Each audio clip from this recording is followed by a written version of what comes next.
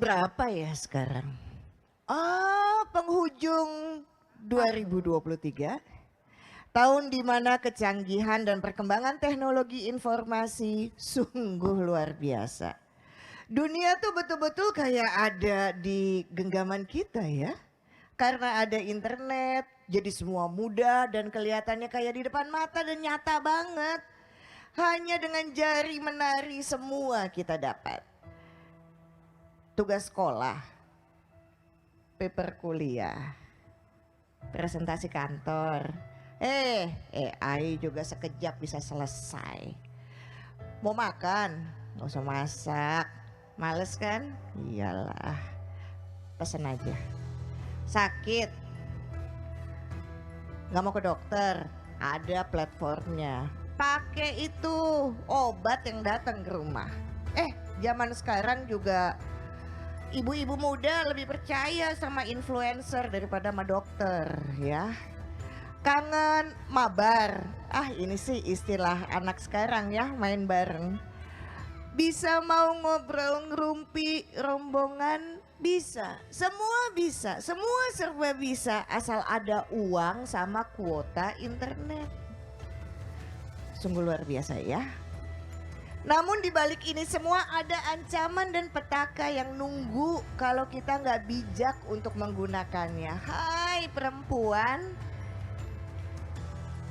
tahu pinjol? Pasti tahu lah.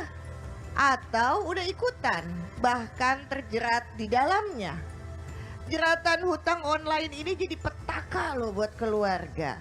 Identitas kita disebar, orang yang ada di kontak kita diumpat oleh si penagih karena kita telat dan gak bayar. Dan pernah lihat perempuan yang di-share beritanya yang ternyata hoax di grup kita? Atau Anda ikut-ikut juga nge-share? Pernah diiming-iming dirayu iklan pekerjaan yang menggiurkan, gajinya atau ditelepon bareng? Bandara, imigrasi dibohongin ya. Karena kita mesti bayar. Padahal kita nggak mesen loh. Itu sungguh luar biasa kebohongan dan kejahatan internet. Jadi hai perempuan, pernah dengar KBGO? Apa sih itu? Ini adalah tindak kekerasan yang punya niat dan melecehkan korban berdasarkan gender dan seksual yang dibawa di ranah online. Pernah nggak kita menemukan data pribadi kita di internet? Ada nama, nomor handphone, alamat. Kok kayaknya saya nggak pernah ya nulis itu ya. Ternyata kantor yang upload data kita. Pernah nggak kita dengar ada public figure yang bermasalah kemudian jadi bahan gunjingan di salah satu platform dan kemudian menyebarkan foto, alamat lengkap, akun pribadi atau nomor telepon kemudian menjadikan si public figure ini diintimidasi dan kasus yang sedang dijalani dan kita ikut-ikutan nulis komentar jahat. Kita nyerang mereka loh. Kita meremehkan mereka loh. Yang katanya perempuan mau dukung perempuan. Nyata kita saling bunuh ya di internet. Atau malah kita bikin akun di media sosial dengan tokoh tertentu. Kita bikin postingan yang jahat melalui akun palsu itu. Pernah nggak kita merasa ada orang yang nguntit atau stalking melalui akun yang memberikan komen, like posting kita, atau punya pacar yang ternyata pasang GPS ke HP kita tanpa persetujuan? Pernah nggak kita ngeliat berita atau mendengarkan pengalaman seseorang disebarkan foto dan video sedang melakukan tindakan yang tidak baik karena dibawa ancaman? Korbannya sampai bunuh diri loh. Saya pernah nanganin tuh satu anak SMA, meninggal 2.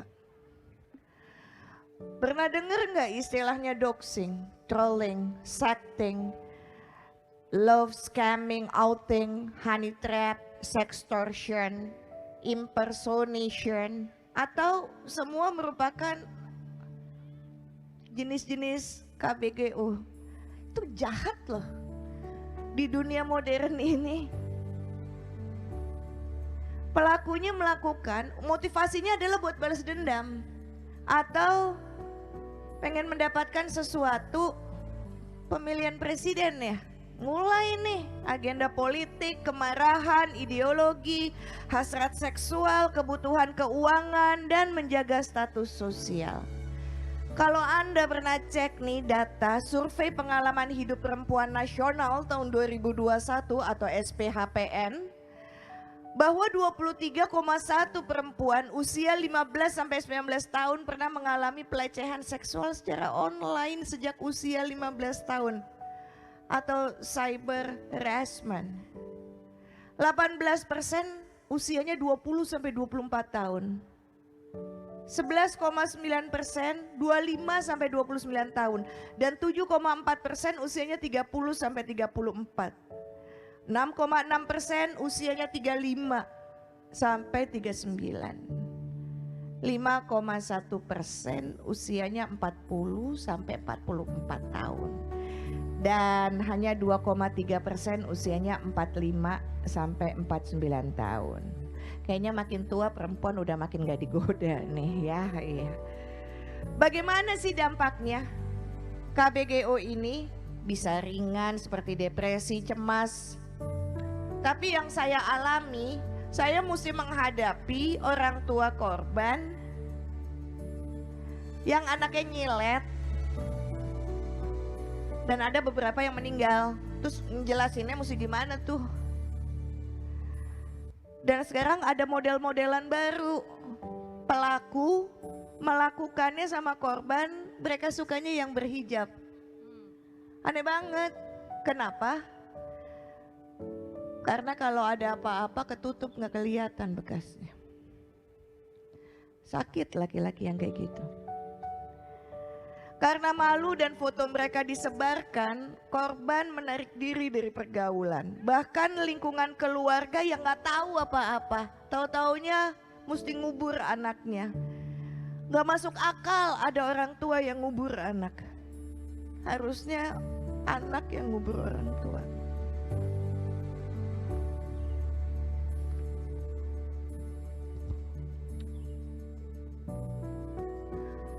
Perempuan yang udah dilecehkan kayak gitu dia nggak punya kepercayaan diri.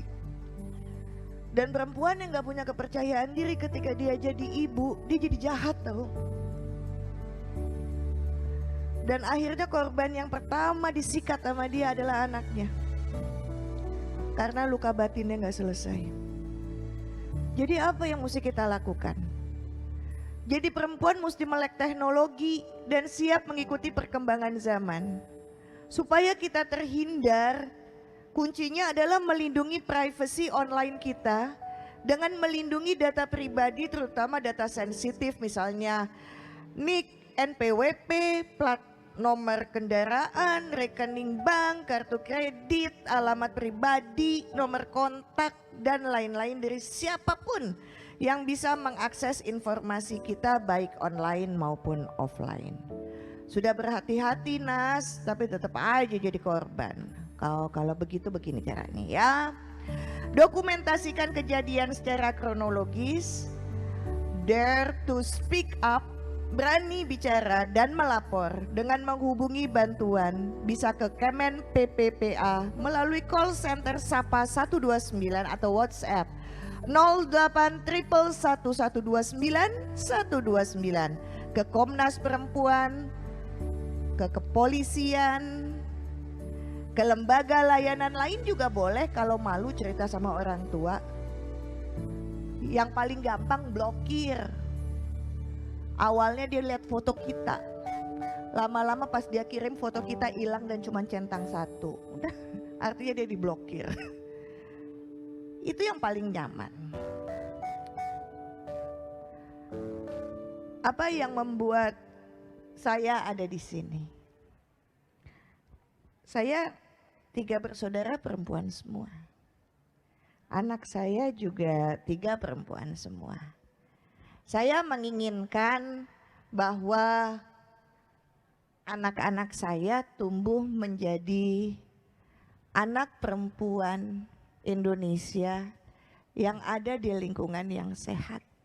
Kita semua mendengar monolog masing-masing perempuan yang punya pengalaman tentang itu, melihat dan menolong mereka. Itu ada tulisan saya tuh di situ, tapi belum dapat hadiah.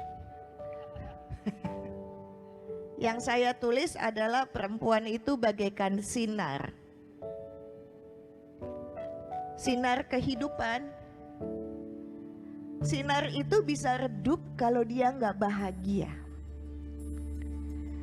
Jadi pesan saya untuk Anda semua perempuan Indonesia, untuk kita investasi mencegah kekerasan terhadap perempuan dan anak perempuan adalah kita perempuan mesti bahagia. Dan kita mesti bisa ngebedain kebahagiaan sama kesenangan. Karena kebahagiaan tuh gak pakai syarat. Aku bahagia kalau suamiku adalah dia. Kalian mesti tahu, hai perempuan-perempuan muda, terkadang nama di buku nikah dan nama di hati itu beda. Jadi kalau kalian punya luka batin, itu bukan salah kita perempuan, tapi bagaimana menyembuhkan luka batin itu tanggung jawab kita. Karena perempuan yang bahagia, dia akan menjadi ibu yang menyenangkan. Dia akan menjadi istri yang asik karena saling berbagi kebahagiaan di rumah. Jangan pernah menggantungkan kebahagiaan perempuan dengan pasangan, karena bukan tanggung jawab dia. Jangan pernah memberikan foto-foto apapun di internet hanya karena pacar mengatakan kalau enggak, kamu enggak cinta. Kalau enggak, mungkin awalnya lucu-lucuan, tapi kalau udah kesebar itu enggak lucu lagi. Dan itulah yang terjadi pada saat kemarin saya mesti menyembuhkan beberapa anak sekolah SMA di sekolah yang mahal di sebuah tempat. Orang tuanya nggak tahu. Dan anak perempuan itu berhijab, nyiletnya di sini dan 1 senti lagi mati. Inilah kisah perempuan. Kalau hidup terus bergerak jadi perempuan. Hidup itu kayak naik sepeda. Jangan berhenti. Dikayuh aja terus. Walau terkadang dalam kehidupan kita mesti melewati lorong yang gelap. Untuk itu kita mesti memastikan bahwa cahaya hati kita tidak padam. Terima kasih. Saya Syahnas Haq. Assalamualaikum warahmatullahi taala wabarakatuh.